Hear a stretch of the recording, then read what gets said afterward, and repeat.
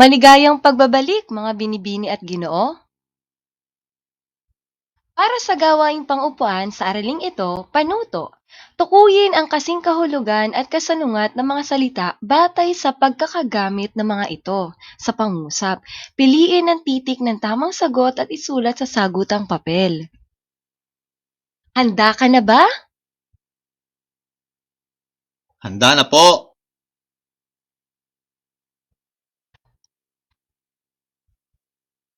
Gawaing pangupuan bilang isa. Number 1. Palaging napagsasabihan ang mga batang nakagawa ng mga kamalian. Ibigay ang kasing kahulugan ng salitang may salungguhit. Napagsasabihan. A. Napapalo. B. Nakukulong. C. Nasisigawan. Or D. Napaaalalahanan. Number 2. Dapat mong tanggapin ang katotohanan na ikaw ay wala pang alam. Ibigay ang kasing kahulugan ng salitang may salungguhit. Katotohanan.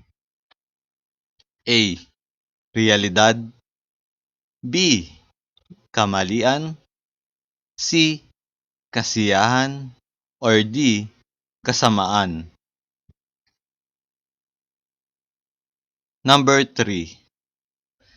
Naumid ang dila ng bata at pagkatapos ng ilang sandali nagwika.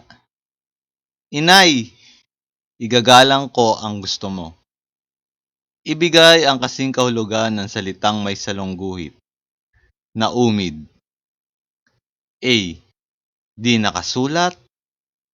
B. Hindi nakapagsalita. Or C. Di nagulat. Or letter D. Di nabahala. Number 4. Lingid sa kaalaman ng marami. May kapangyarihan ang binatang makipag-usap sa mga hayop. Ibigay ang kasing kahulugan ng salitang may salungguhit. Lingid sa kaalaman ng marami. A. Hindi alam ng lahat. B. Itinago sa tao. C. Alam na alam ng lahat. Or D. Ipinagsabi sa tao. Number 5. Mahigpit na ipinatupad ng reyna ang batas at kung sinumang lumabag ay pinarurusahan. Ibigay ang kasing kahulugan ng salitang may salungguhit. Mahigpit. A. Maamo. B. Malupit. C. Mapusok. Or D. Masungit. Number 6. Masayang nagtatawanan ang mga mumunting bata. Ibigay ang kasalungat ng salitang may salungguhit. Mumunting bata. A. Paslit. B. Sanggol. C. Maliit. Or D. Matanda. Number 7. Makinig tayo sa payo ng ating mga magulang. Ibigay ang kasalungat ng salitang may salungguhit. Makinig. A. Magbigay atensyon. B. Magsawalang bahala. C. Pahalagahan. D. Isaisip. Number 8. Ang mga taong walang alam ay madalas masangkot sa gulo. Ibigay ang kasalungat ng salitang may salungguhit. Walang alam. A. Matalino. B. Inosente. C. Tahimik. Or D. Manloloko.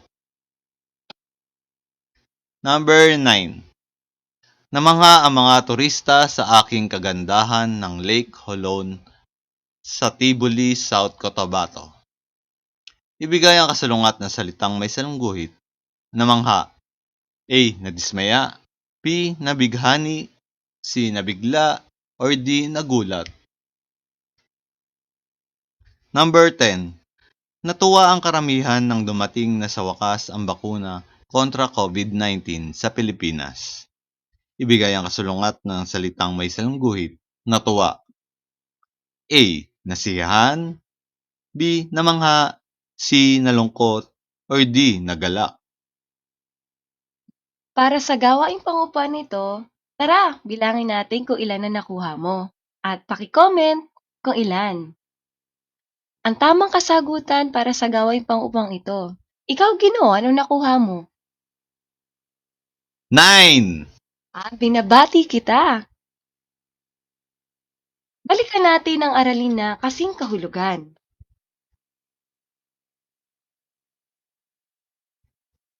A.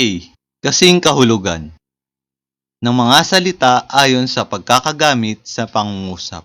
Maituturing na magkasing kahulugan ang dalawang salita kapag ito ay nagtataglay ng parehong kahulugan o nagtataglay ng parehong layunin sa pagbibigay turing. Ngayon naman, kasalungat. Letter B. Kasalungat ng mga salita ayon sa pagkakagamit sa pangungusap. Mula sa mismong pangalan nito, ang mga salitang magkasalungat ay mga salitang kabaligtaran ang kahulugan mula sa isa pang salita. Mga halimbawa ng kasing kahulugan at kasalungat.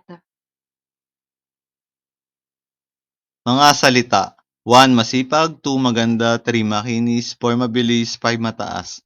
Kasing kahulugan: masikap, matiyaga, marikit, makintab, maliksi, matayog. Kasalungat: tamad, pangit, magaspang, mabagal, mababa. At para sa aralin natin ngayon, ito ay tungkol sa denotasyon. Letter A. Notasyon. Ito ang literal na pagpapakahulugan sa isang salita. Karaniwang makukuha ito sa diksyonaryo. Halimbawa, ayaw ko ng bola. Salitang may guhit, bola, kahulugan, laruan. Konotasyon. Letter B. Konotasyon. Ito ang kahulugan ng salita o pahayag kapag ito ay hindi tuwiran. Nagkakaroon ito ng iba pang kahulugan batay sa pagkakagamit ng isang salita sa pangungusap at batay na rin sa intensyon o kagustuhan ng isang taong gumagamit ng salita sa isang pangungusap. Halimbawa, ayaw ko ng bola, niloko o binibiro lamang. Iba pang mga halimbawa ng denotasyon at konotasyon. Ang salita, litrato ng puso. Denotasyon. Ito ay ang pagpapakita ng larawan ng puso. Konotasyon, simbolo ng pagmamahal at pag-ibig. Iba pang mga halimbawa natin. Salita, ahas. Denotasyon, isang uri ng reptalya na gumagapang at makamantag. Konotasyon, traidor o taksil. Bato.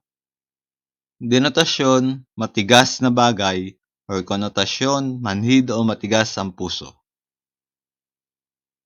Iba pa ulit na halimbawa. Basang sisiw salita. Denotasyon, sisiw na basa. Konotasyon, batang kalye. Salita, gintong kutsara. Denotasyon, kutsara na ginto. Konotasyon, mayaman na angkan. At para sa gawaing pang-upuan, ibigay ang konotasyon at denotasyon ng mga sumusunod na salita. Number 1. Maliwanag ang ilaw sa aming tahanan.